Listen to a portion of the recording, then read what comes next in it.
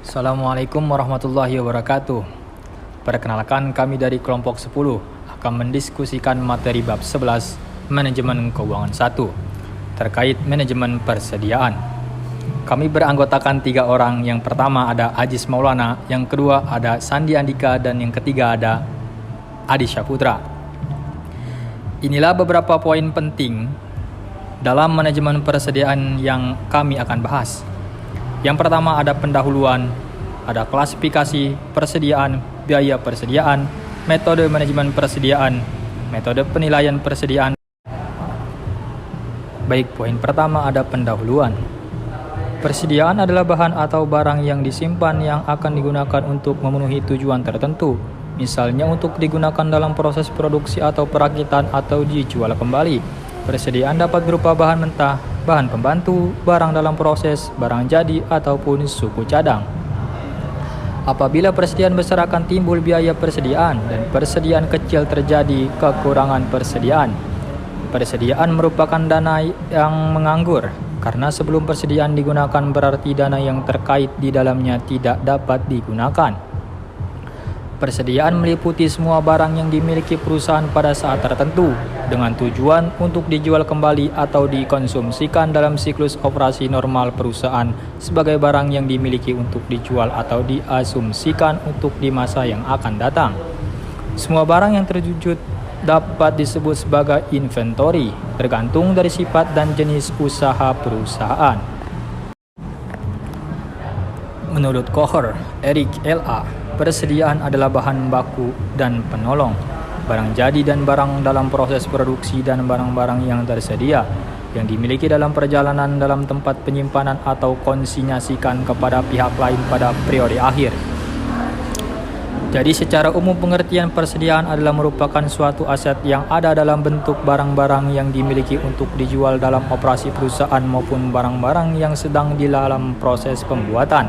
Merujuk pada beberapa definisi di atas, maka inventory dapat dikelompokkan berdasarkan 1. Apabila jenis perusahaan yang membeli barang akan dijual lagi, dan yang kedua apabila jenis perusahaannya adalah pabrikasi, yaitu perusahaan yang mengelola bahan mentah menjadi bahan jadi. Lalu poin yang kedua membahas tentang klasifikasi persediaan. Ada beberapa macam klasifikasi persediaan menurut Doppler et al. Klasifikasi persediaan yang digunakan oleh perusahaan di antara lain. Yang pertama ada persediaan produksi.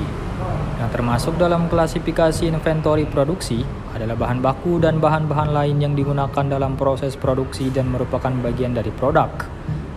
Bisa terdiri dari 2 tipe: item spesial yang dibuat khusus untuk spesifikasi perusahaan dan item standar produksi yang dibeli secara off the shelf. Yang kedua ada persediaan MRO. Yang termasuk dalam kategori ini adalah barang-barang yang digunakan dalam proses produksi namun tidak merupakan bagian dari produk seperti pelumas dan pembersih. Yang ketiga ada persediaan in process. Yang termasuk dalam kategori inventory ini adalah produk setengah jadi. Produk yang termasuk dalam kategori inventory ini bisa ditemukan dalam berbagai proses produksi.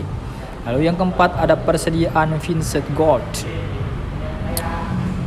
Semua produk jadi yang siap untuk dipasarkan termasuk dalam kategori inventory finished good.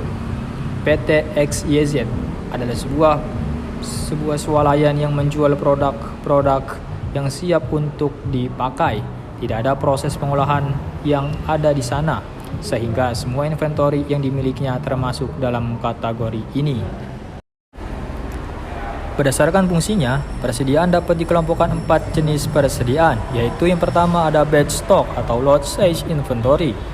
Persediaan diadakan dalam jumlah besar yang dibutuhkan pada saat tertentu. Di sini terjadi pembelian besar-besaran.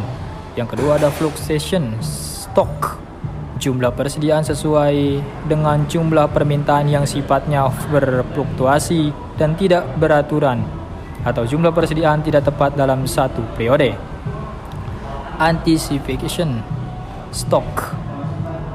Persediaan diadakan untuk menghadapi fluktuasi permintaan yang dapat diramalkan berdasarkan pola musiman dalam 1 tahun. Selain itu, untuk menjaga kemungkinan sulitnya perolehan bahan baku. Lalu ada VV line inventory, persediaan yang sedang dalam proses pengiriman dari tempat asal barang dipergunakan. Jenis persediaan berdasarkan jenis dan posisi barang dalam urutan pengerjaan produk, antara lain bahan baku, raw material stock, meliputi semua bahan yang digunakan dalam proses produksi untuk menghasilkan suatu produk. Yang kedua ada bagian produk atau part yang dibeli, purchased part atau consignment stock, yaitu barang-barang yang terdiri dari part yang dipesan dari perusahaan lain yang dapat secara langsung di-assembling dengan part lain tanpa melalui proses produksi. Jadi bentuk barang yang merupakan part ini tidak mengalami perubahan bentuk. Lalu ada bahan pembantu atau barang perlengkapan, supply stock, yaitu bahan yang diperlukan atau dipergunakan dalam proses produksi agar berhasil dengan baik. Barang setengah jadi atau barang dalam proses, work in process atau process stock. Lalu yang terakhir ada barang jadi, finished goods stock. Biaya persediaan. Salah satu perlunya inventory dilaksanakan dengan baik, yaitu mengetahui secara pasti harga pokok dari barang-barang dagangan yang terjual. Di samping itu, untuk menjamin lancarnya arus lintas barang, maka perlu diadakan pencatatan terhadap segala penerima barang yang berasal dari supplier, barang yang dipesan oleh langganan, barang yang terjual, barang yang dikembalikan oleh langganan, dan penyesuaian-penyesuaian terhadap barang. Atas dasar pencatatan tersebut, nantinya dapat diketahui antara lain barang mana yang banyak tertimbun yang harus dipesan kembali kepada supplier karena persediaannya sudah menipis. Apabila terjadi pemesanan barang kepada supplier, maka pemesanan ini perlu pula dicatat untuk mendapatkan informasi tentang inventory yang lengkap. Bila segala transaksi yang disebut di atas tidak dicatat dengan baik, maka memenuhi kesulitan untuk mengetahui keadaan inventory secara pasti. Pada saat misalnya kesulitan untuk mengetahui berapa jumlah persediaan barang yang ada dan yang sudah dipasarkan, serta jumlah barang yang sudah dipesan oleh langganan, dan berapa jumlah barang yang dipesan kepada supplier. Informasi penting lainnya. Terdapat 4 kelompok biaya yang mempengaruhi harga pokok persediaan bahan baku, yaitu 1. Harga faktur. Harga faktur adalah harga yang disetujui antara perusahaan dengan pemasoknya. Potongan pembelian akan mengurangi harga faktur, sedangkan biaya angkut yang ditanggung perusahaan diperlukan sebagai tambahan harga faktur. Yang kedua ada biaya pemesanan bahan baku. Biaya ini disebut procurement cost atau ordering cost, yaitu biaya yang dikeluarkan dalam melaksanakan pembelian bahan baku. Biaya ini dikelompokkan menjadi 2, yaitu biaya pemesanan tetap dan biaya pemesanan variabel. Yang ketiga ada biaya penyimpanan bahan baku. Biaya ini disebut juga storage cost atau carrying cost, yaitu biaya yang dikeluarkan dalam melaksanakan kegiatan menyimpan bahan agar siap dipakai di dalam kegiatan produksi. Biaya ini dikelompokkan menjadi 2, yaitu biaya penyimpanan tetap dan biaya penyimpanan variabel. Yang keempat ada biaya ketidakcukupan persediaan. Biaya ini timbul akibat adanya persediaan bahan baku yang tidak mencukupi untuk memenuhi kebutuhan produksi. Biaya ini meliputi kerugian hilangnya penjualan, tambahan biaya angkut karena dibeli secara mendadak, tuntutan dari pelanggan karena keterlambatan, dan tambahan biaya karena tidak teraturnya proses produksi. Menurut Dobler et al. Terdapat 2 macam biaya yang terkait dengan biaya inventory, yaitu 1. Biaya pemeliharaan atau carrying cost. Harga faktur adalah harga yang disetujui antara biasanya berkisar antara 23 sampai 35% dari total nilai inventory perusahaan per tahun, yang terdiri dari biaya kesempatan dari dana yang diinvestasikan sebesar 12 sampai 20%, biaya asuransi sebesar 2 sampai 4%, Yang ketiga ada pajak properti sebesar 1-3%. Selanjutnya ada biaya penyimpanan sebesar 1-3%. Selanjutnya ada kadaluarsa sebesar 4-10%. Yang kedua ada just in time. JIT merupakan pendekatan untuk meminimalkan total biaya penyimpanan dan persiapan yang sangat berbeda dari pendekatan tradisional. Pendekatan tradisional mengakui biaya penyimpan dan kemudian menentukan kualitas pesanan yang merupakan saldo terbaik dari dua kategori biaya. Di lain pihak, JIT tidak mengakui biaya persiapan, tetapi sebaliknya JIT mencoba menekan biaya-biaya ini sampai nol. Jika biaya penyiapan tidak menjadi signifikan, maka biaya tersisa yang akan diminimal adalah biaya penyimpanan, yang dilakukan dengan mengurangi persediaan sampai ke tingkat yang sangat rendah. Pendekatan inilah yang mendorong untuk persediaan nol dalam sistem JIT. Selanjutnya ada metode manajemen persediaan. 1. Metode EOQ atau Economy Order Quantity. Terdapat asumsi yang digunakan pada metode EOQ antara lain: 1. Barang yang dipesan dan disimpan hanya satu macam. 2. Kebutuhan permintaan barang diketahui dan konstan. 3. Biaya pemesanan dan biaya penyimpanan diketahui dan konstan. 4. Barang yang dipesan harus diterima dalam satu batch. Harga barang tetap dan tidak tergantung dari jumlah yang dibeli. 6. Waktu tenggang lead time diketahui dan konstan. Di sini ada rumus. Yang pertama ada biaya pemesanan per tahun sama dengan D dibagi Q dikali S.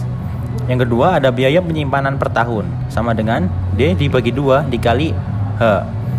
Total biaya per tahun sama dengan D dibagi Q dikali S plus D dibagi 2 dikali H.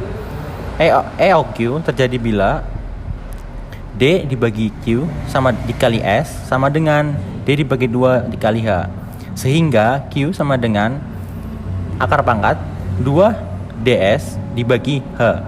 Dengan Q adalah EOQ, yaitu jumlah pemesanan yang memberikan biaya total persediaan rendah.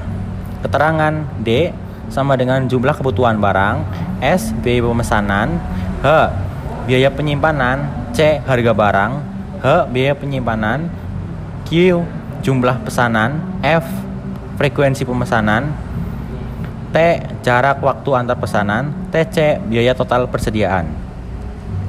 Yang kedua ada model persediaan tertunda.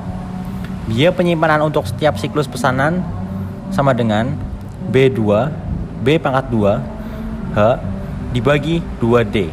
Maka biaya penyimpanan per tahun sama dengan B pangkat 2 H dibagi 2Q. Frekuensi pesanan per tahun sama dengan D dibagi Q. Biaya kekurangan persediaan per tahun sama dengan dalam kurung Q dibagi B pangkat 2 dikali H dibagi 2Q. Maka biaya persediaan TC sama dengan D dibagi Q dikali S ditambah B pangkat 2H dibagi 2Q ditambah Q dikurang B pangkat 2 dikali H dibagi 2Q. Keterangan B sama dengan on hand inventory, Q dikurang B sama dengan back order atau jumlah barang yang dipesan tetapi belum dapat dipenuhi. Yang ketiga ada model persediaan potongan kuantitas. Prosedur penyelesaian pada metode ini dijabarkan sebagai berikut.